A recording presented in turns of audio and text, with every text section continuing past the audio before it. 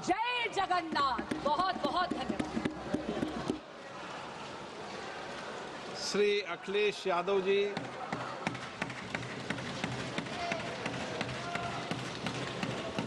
अध्यक्ष महोदय, मैं आपका धन्यवाद देना चाहता हूं कि इस महत्वपूर्ण विषय पे मुझे बोलने का मौका दे रहे हैं। मैं अपने साथी माननीय सदस्य गौरव गोगोई जी के से सहमत हूं। बहुत सारे महत्वपूर्ण उन्होंने बिंदु उठाए और अध्यक्ष महोदय,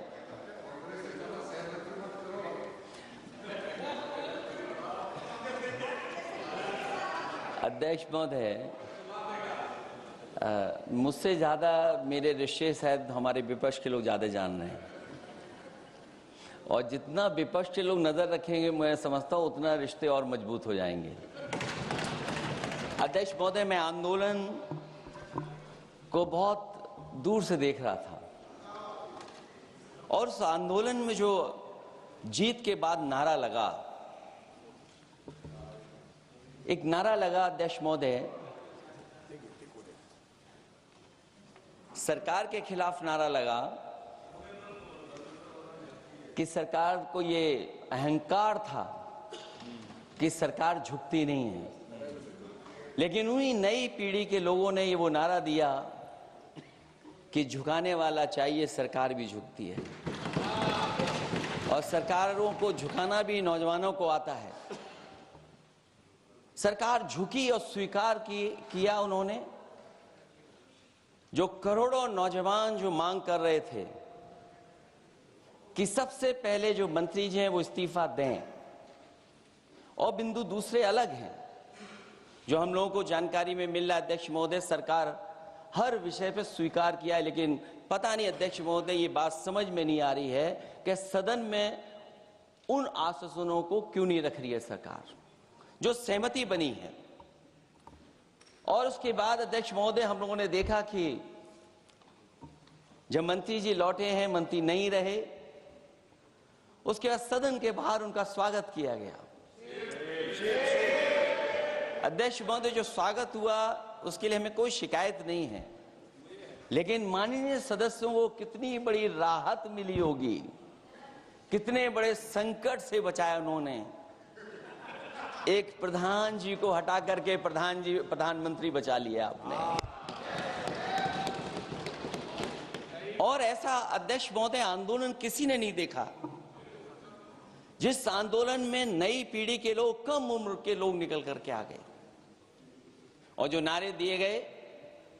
ये सरकार पिछले कई वर्षों से नकारात्मक प्रचार पर टिकी हुई थी, नकारात्मक राजनीति करती थी और न जाने कितने हजार करोड़ रुपए खर्च किए होंगे सरकार ने नकारात्मक राजनीति के लिए। लेकिन नई पीढ़ी को मैं बधाई देना चाहता हूं, उनके मनोबल को और उनकी एकता को, और जिस तरीके से उन्होंने प्रचार किया, अंततः सरकार को झुकना पड़ गया। भाजपा वचन नहीं देती, जुमला देती है।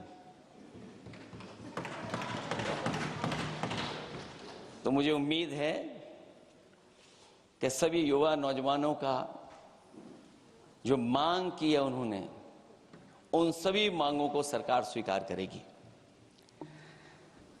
और सरकार ये भी स्वीकार कर लिया होगा कि कोई दल मजाक मजाक में बना तो कितनी बड़ा दल बन गया। जो कोई चीज मजाक से शुरू हुई वो कितना सीरियस हो गई, और इतना सीरियस हुई कि हमारी सरकार लोकतांत्रिक हो गई कि जो उनको धरने पे बैठने दिया। सरकार लोकतांत्रिक थी कि उन्हें धरने पर बैठने दिया। हमने वो भी समय देखा है कि जहां पर धरने पर नहीं बैठने दिया, वर्षों वर्ष लोग बैठे रहे धरने पर, उनकी सुनी नहीं गई। इसी दिल्ली को घेरा था किसानों ने, और सरकार को लगा कि चुनाव आ गया तो सरकार ने तीनों काले कानून वापस ले लिए। जब सरकार घबरा जाती है, डर जाती है, तो सरकार स्वीकार कर लेती है। इसीलिए वो नारा मुझे अक्सर याद आता है कि झुकाने वाला चाहिए, सरकार भी झुकती है। जो विषय लाया गया है कि prevention of unlawful means act, सरकार को कम से कम ये बताना चाहिए था कि 2024 में जब ये लेकर के आए थे तो आज 2026 में कैसे पेपर लीक हो, और केवल गिनती के 1-2 पेपर लीक नहीं हुए हैं। ये ऐसा आंदोलन रहा जिसमें मां बाप और नई पीढ़ी के लोग सब जुड़ गए। अगर हम ये माने कि 20 लाख बच्चों ने परीक्षा लिखी थी और उनके घर परिवार के सदस्यों को हम इसमें जोड़ दें, दादा दादी, माँ बाप और परिवार का कोई सदस्य, तो 5 लोग प्रभावित थे, और 5 गुना 20, 1 करोड़ लोग नाराज हुए सरकार से। और अक्सर हम पॉलिटिकल लोग हैं, हम लोग जानते हैं जब कभी आंदोलन करते हैं तो कितनी तैयारी करानी पड़ती है, गाड़ियों का इंतजाम, खाने का इंतजाम और इंतजाम। लेकिन ये पहला आंदोलन देखा कि जिसमें माँ बाप भी जुड़ गए और कहा कि जाओ बच्चों आंदोलन करो, हम आपके साथ हैं। ये पहला आंदोलन ऐसा देखने को मिला है। और केवल दिल्ली में नहीं हुआ ये, केवल दिल्ली में नहीं हुआ ये। अगर ये बात गलत है, अगर ये बात अध्यक्ष महोदय गलत लग रही है तो देश के होम मिनिस्टर साहब को ले आइए, वो सब एक्सप्लेन कर देंगे।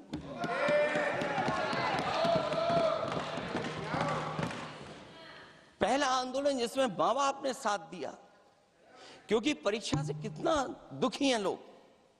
ये जो परीक्षाएं लीक हुई हैं,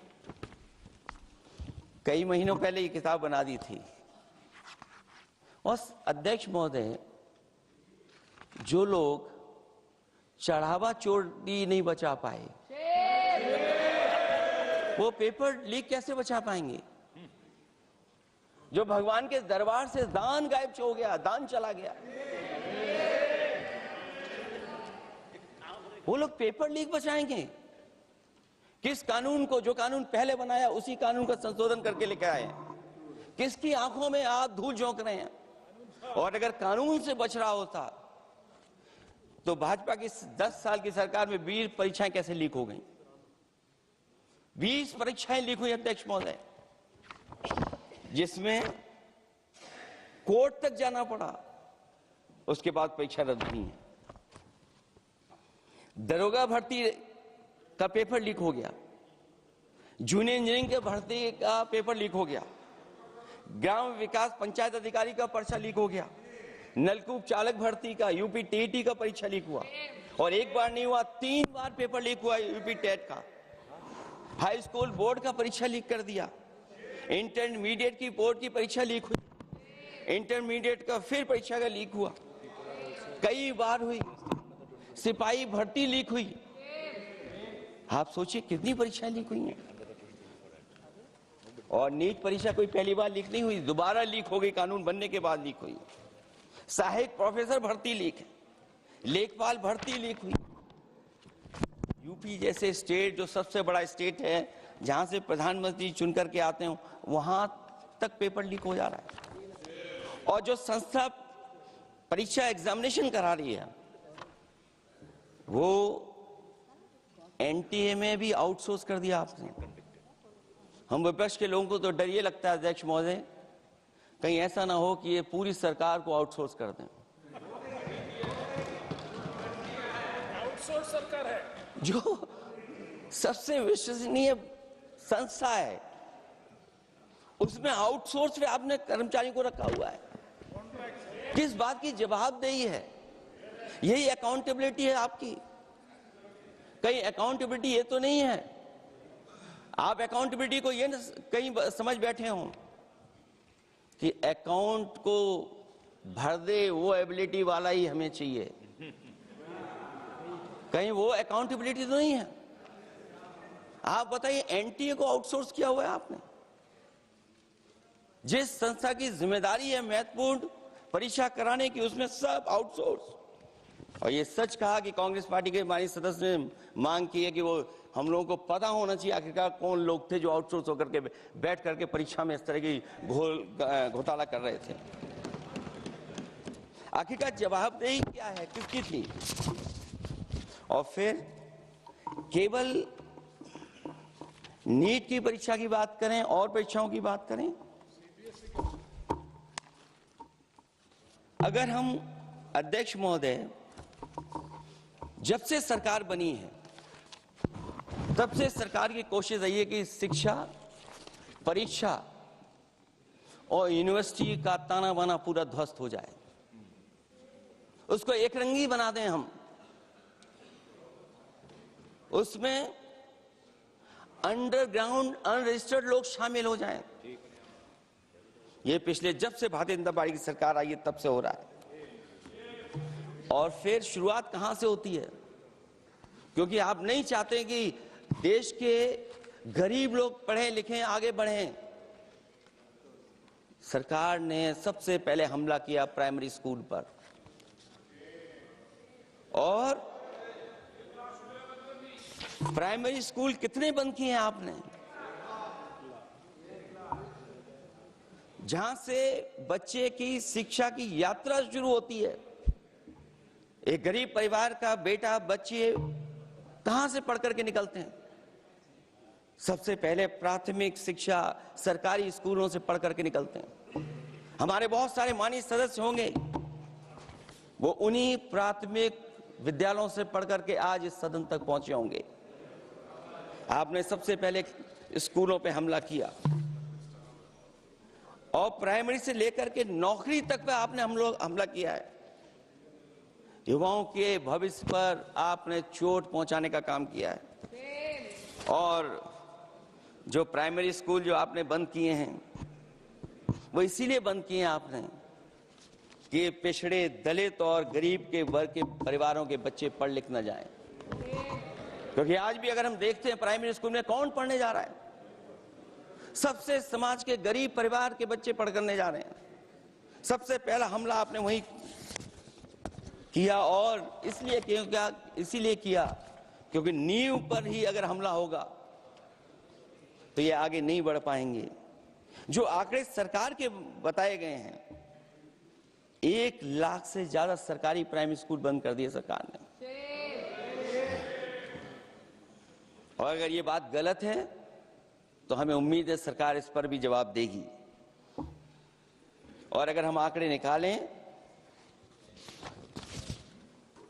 तो जो आंकड़े दिखाई दे रहे हैं, यूपी में सबसे ज्यादा प्राइमरी स्कूल बंद हुए हैं। और ये सरकार के आंकड़े हैं कि 7 लाख से ऊपर विद्यालय थे जो अब 6 लाख रह गए हैं। और यूपी में तो सबसे ज्यादा बंद हुए हैं। उत्तर प्रदेश में 26,386 सरकारी प्राइमरी स्कूल बंद कर दिए सरकार ने। और केवल प्राइमरी स्कूल बंद नहीं किए हैं, नौकरी पे भी हमला किया है। 69,000 शिक्षक भर्ती को लेकर के बड़े पैमाने पर घोटाला किया गया। और घोटाला इतना बड़ा है कि वो सभी कोर्टों में गए हैं और पिछले कई वर्षों से आंदोलन कर रहे हैं। कोई स्थान नहीं बचा अध्यक्ष महोदय जहां पर वो शिक्षक भर्ती के लोग न गए हों। मंत्रियों के यहाँ गए, आंदोलन किया है, हाई कोर्ट गए, सुप्रीम कोर्ट गए। लेकिन देखिए सरकार भी कमाल की है कि सरकार उनको नौकरी नहीं देना चाहती। और इसलिए नौकरी नहीं देना चाहती है क्योंकि उन्हें भर्ती गलत की है। और भर्ती में जिन लोगों का अधिकार छीना है वो सबसे ज्यादा पिछड़े और दलित परिवार के बेटे, जिनका अधिकार इस सरकार ने छीना है। और ये अगर बात नहीं ठीक है तो हमें उम्मीद है कि सरकार इसका भी जवाब देगी। माध्यमिक स्कूलों को भी बंद किया जा रहा है और बड़े पैमाने पे स्कूल बंद हुए हैं। और जो बोर्ड की परीक्षाएं लीक हुई हैं, पूरे देश में बड़े पैमाने पर बोर्ड परीक्षाओं के पेपर लीक किए गए हैं। अध्यक्ष महोदय, हम जानना चाहते हैं कि आखिरकार 10वीं और 12वीं के पेपर लीक क्यों हो रहे हैं? 10वीं और 12वीं के पेपर लीक क्यों हो रहे हैं? इसके लिए अगर कोई सरकार के पास जवाब हो तो बताएं।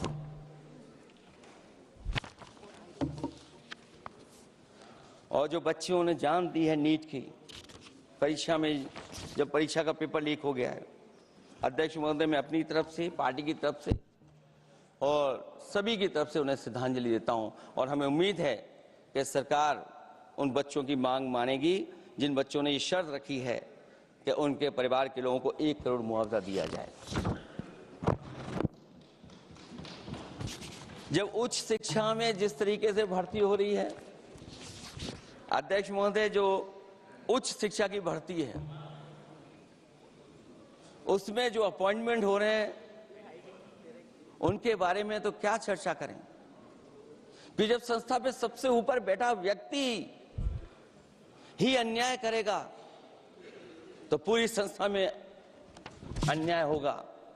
जब से ये सरकार आई है, जो बड़ी बड़ी संस्थाएं हैं उन सब संस्थाओं में एक रंगी लोगों को बैठा करके उन संस्थाओं को ध्वस्त करने का काम कर रहे हैं, और न केवल उन संस्थाओं को खराब कर रहे हैं बल्कि अध्यक्ष महोदय,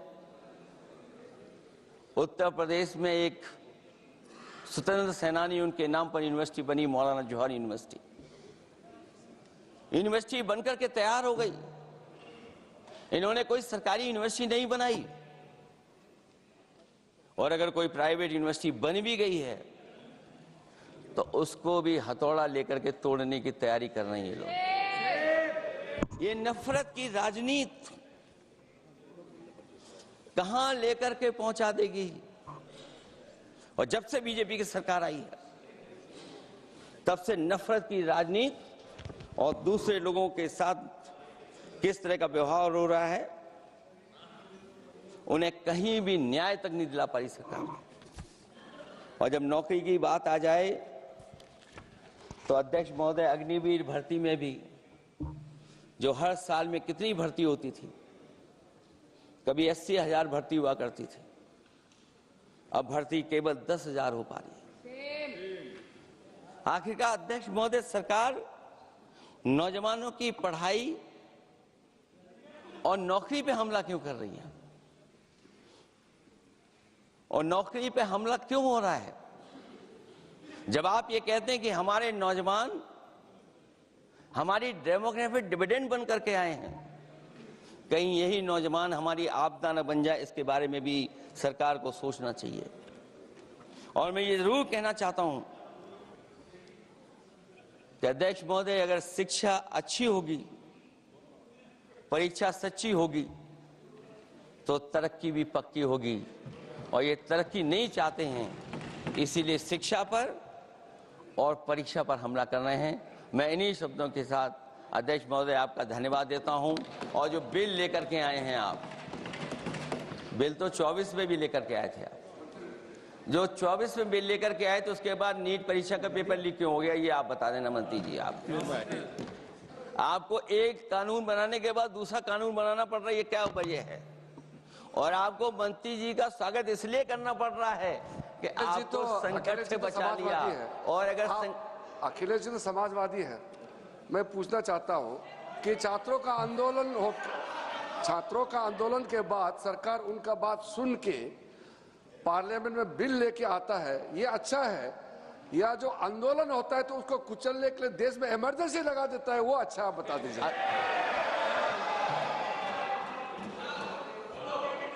अध्यक्ष